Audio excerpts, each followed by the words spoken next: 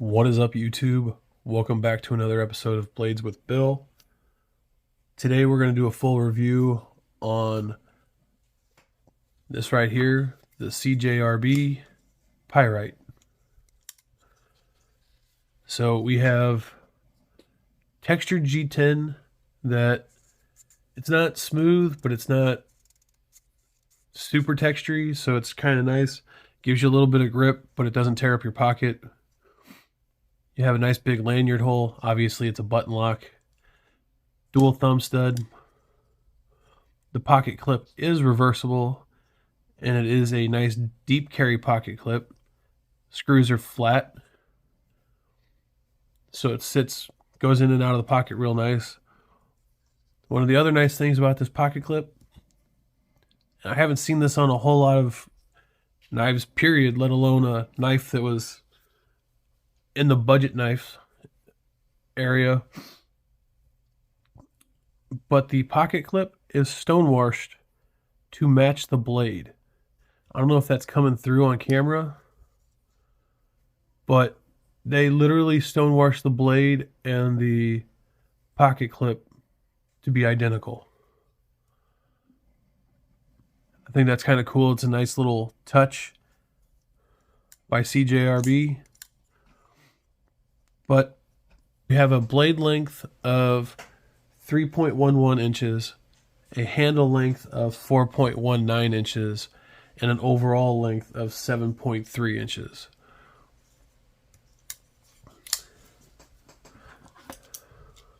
The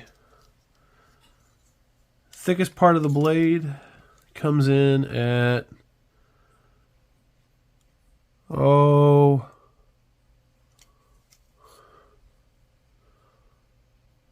little over an inch, or a little over 1/10 of an inch. Handles are coming in at a little under 1/2 inch. And behind the edge we have a thickness of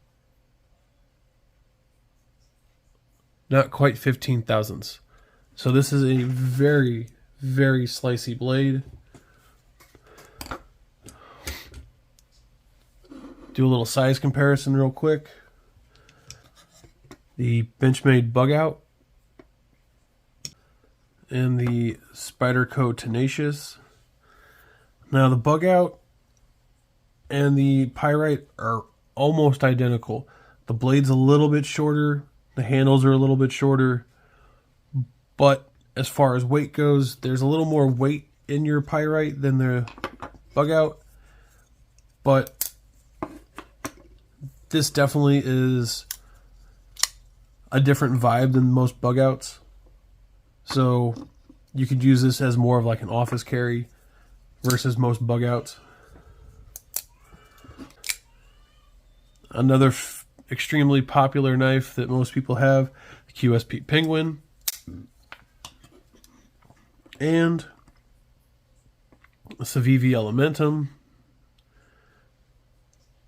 Now, it's longer than both.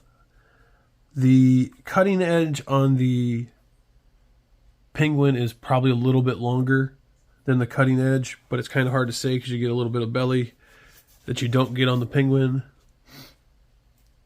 Handles are a little bit longer, and then the Elementum is just shorter in every way.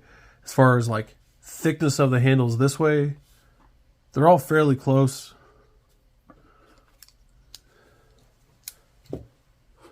And then the last two that I'm going to do for this knife are a couple of button locks that I have that I'm sure that a lot of people have. The Kaiser Original. And then this one, which if you didn't get this one, I feel bad for you.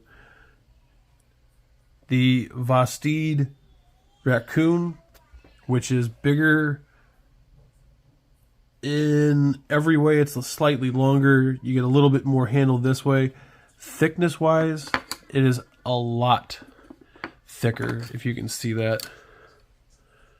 You definitely get more thickness in the handles for the Vosteed, which I personally like. But we'll get into my thoughts on that guy here in a minute. Let's go up top and I'll give you all my thoughts. Alright, so give you all my thoughts on the CJRB Pyrite.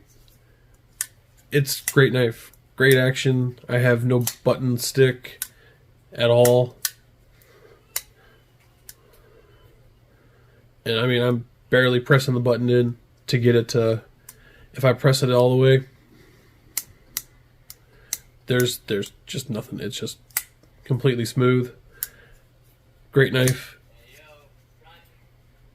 The only issue that I have with this knife is I personally wish it was a little more like the Vosteed here, where you get a little bit more handle. For my bigger hands, I prefer slightly bigger knife.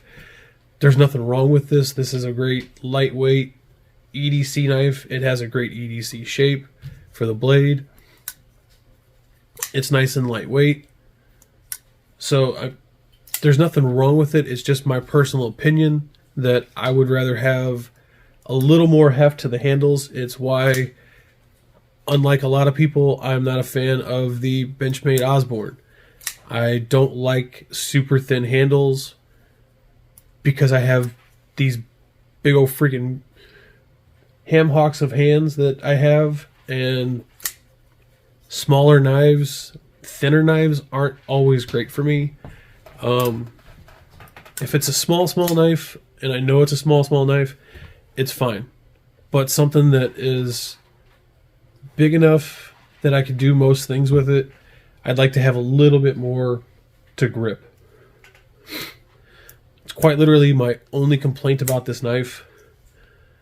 I really do think everything else about it is great. I love the fact that, if you can see that better here maybe, how the pocket clip and the stonewash blade are identical. I don't know if they're using AR RPM 9 for the pocket clip, but I mean, they look, the blade and the pocket clip are identical.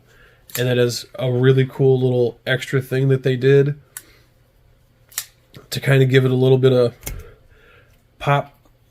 And it is a polished stonewash, so it's kind of shiny and nice and smooth.